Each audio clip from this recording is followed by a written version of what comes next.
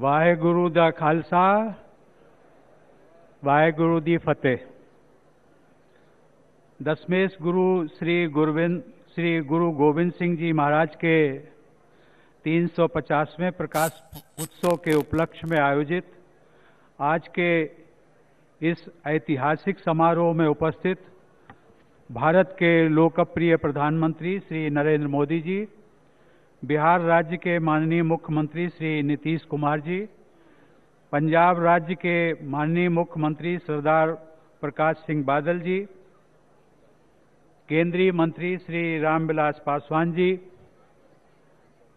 केंद्रीय मंत्री श्री रविशंकर प्रसाद जी, तख्त श्री हरमिंदर जी पटना साहिब के प्रबंधक कमेटी के अध्यक्ष श्री अवतार सिंह मक्कड़ जी, सिख गुरुद्वारा प्रबंधक कमेटी के अध्यक्ष श्री के.एस. बंधुगर जी, भारत सरकार के अन्य मंत्रीगण, जनप्रतिनिधिगण, बिहार राज्य के मंत्रीगण, बिहार के मुख्य सचिव और उनके सभी अधिकारियों की टीम, इस प्रकाश उत्सव में दुनिया के विभिन्न देशों तथा भारत के कोने कोने से आए श्रद्धालुगण, प्यारे बिहार वासियों, देवी और सज्जनों, गुरु गोविंद सिंह जी महाराज की पावन जन्मभूमि बिहार की धरती पर मैं पूरी दुनिया से पहुंचने वाले सभी सिख धर्मावलंबी भाइयों बहनों का हार्दिक स्वागत व अभिनंदन करता हूं।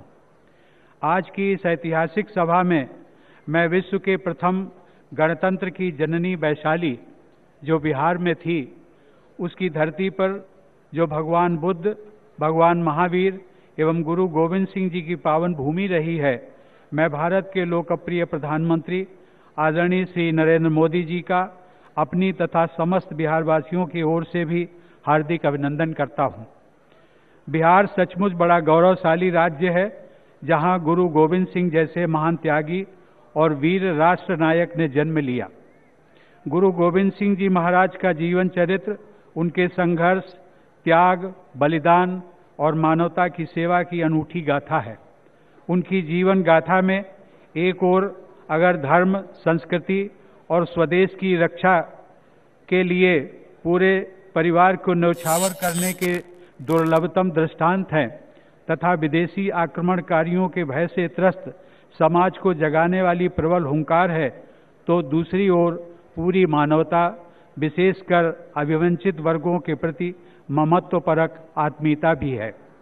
गुरु गोविंद सिंह जी ने भारतीय समाज को एक नई दिशा और दृष्टि प्रदान करने में महत्वपूर्ण भूमिका निभाई। परिणाम स्वरूप तत्कालीन समाज में चेतना की एक नई धारा प्रवाहित हुई, जिसने लोगों के जीवन में सांस्कृतिक जागृति लाकर परस्पर जुड़ाव के रंग भर दिए। उन्होंने अपने शिष्यों में ये विश्वास जगाया था कि तुम्हारा जन्म ईश्वरीय प्रयोजन की सिद्धि के लिए ही हुआ है, और इस प्रयोजन के बारे में उन्होंने दो बातें बताई थी।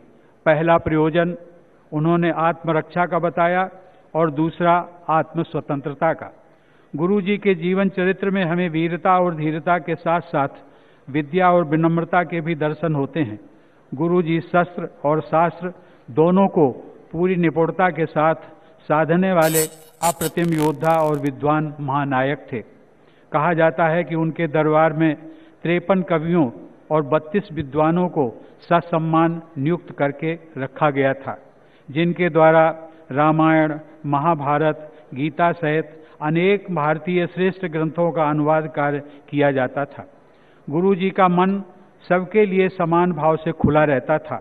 युद्ध भूमि में उन्होंने अपने सिपह सालार कन्हैया को आदेश दिया था कि चाहे कोई हिंदू हो या मुसलमान, मित्र हो या शत्रु, सबको जल पिलाओ। गुरु जी के हृदय की उदारता उस समय चरम सीमा पर दिखती है, जब भाई दया सिंह ने चमकौर युद्ध में वीर गति को प्राप्त हुए गुरु पुत्रों अजीत सिंह और जुझार सिंह को चादर से ढकने की आज्ञा मांगी। तब गुरु जी ने आदेश दिया कि इनको तभी ढकना जब अन्य सभी हुतात्मा वीरों को पहले ढक दिया जाए। ऐसी दिव्य वीरता और विशाल हृदयता का उदाहरण भारतीय इतिहास में कहीं दूसरी जगह नहीं मिलता। गुरु जी के संदेश ही आज भी सिख समुदाय के मूल मंत्र बने हुए हैं। आज खालसा पंथ ने पूरे विश्व में जाति, समाज और रंग भेद से ऊपर उठकर अत्याचार एवं आतंकवाद के खिलाफ आवाज बुलंद की है तथा असहायों को पर्याप्त सहायता पहुंचाई है। यह बिहार का सौभाग्य है कि आज गुरु गोविंद सिंह जी महाराज के 350वें प्रकाश पर्व के सुअवसर पर केंद्र सरकार, राज्य सरकार तथा तख्त श्री हरमिंदर जी पटना साहिब की प्रबंधक कमेटी आदि विभिन्न संगठनों ने बिहार पहुंचने वाले सभी सिख धर्मावलंबियों के आतिथ्य के लिए काफी शानदार और बेहतरीन व्यवस्था का प्रयास किया। अपने मकसद में हम कितने कामयाब हुए ये तो यहाँ आए श्रद्धालु ही बताएंगे। हमने अपनी ओर से पूरी पुरजोर कोशिश की है कि आप सभी यहाँ से जब विदा लें तो इस समारोह की एक मधुर छाप आपके हृदय पटल पर बिहार के लिए अंकित हो सके।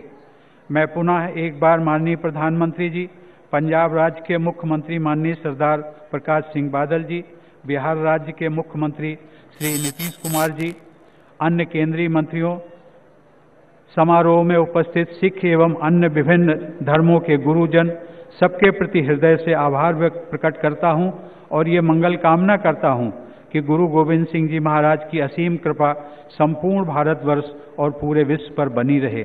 आप सबको नव वर्ष की शुभकामनाएं और बिहार की धरती पर पधारने हेतु बहुत बहुत धन्यवाद। जय हिंद।